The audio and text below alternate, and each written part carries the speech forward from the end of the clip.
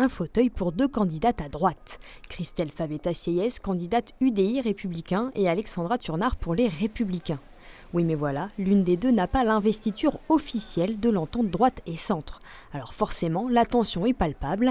Pour Alexandra Turnard, pas question de se retirer. J'ai été officiellement investie le 14 janvier par le Conseil national des Républicains.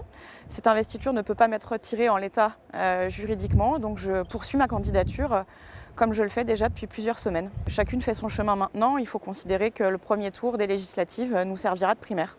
À l'UDI, on tempère mais l'on reste ferme. Le parti n'a qu'une seule circonscription sur les 10 en Savoie-Mont-Blanc et ne lâchera pas la 4e de Savoie. Nous avons un accord qui est intervenu entre nos deux présidents respectifs, donc François Fillon et Jean-Christophe Lagarde. Aujourd'hui, c'est acté, c'est entériné.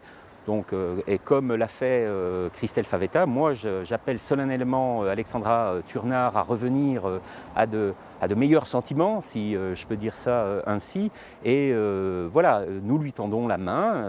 Il est légitime effectivement qu'elle respecte les accords qui ont été pris au niveau national. Christelle Favetta-Sieyès ne s'exprime pas sur la question, préférant se concentrer sur sa campagne. Ça fait 1 an qu'elle a démarré, elle a rencontré les maires, elle a rencontré tous les parlementaires locaux, elle a rencontré des parlementaires nationaux, Laurent Wauquiez, elle a rencontré aussi d'autres personnes au niveau national.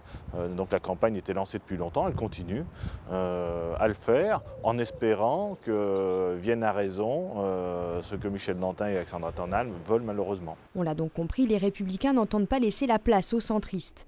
Nombre d'élus comme Michel Dantin ou Jean-Pierre Vial ont décidé d'appuyer la candidature d'Alexandra Turnard. J'ai reçu de nombreux soutiens et pas seulement de ma famille politique, aussi des maires qui ne sont pas encartés sur la circonscription ou de simples citoyens qui, en me croisant ici à Chambéry, me disaient de continuer parce qu'ils connaissent le travail qui est fait, que je fais en tant qu'adjointe au maire de Chambéry. Celle qui arrivera en deux devra apporter son soutien à celle qui arrivera en premier. Voilà qui promet une bonne ambiance durant cette campagne. En tout cas, celle qui pourrait tirer son épingle du jeu, c'est Bernadette Laclé, députée sortante du Parti socialiste et qui sera vraisemblablement candidate à sa propre succession.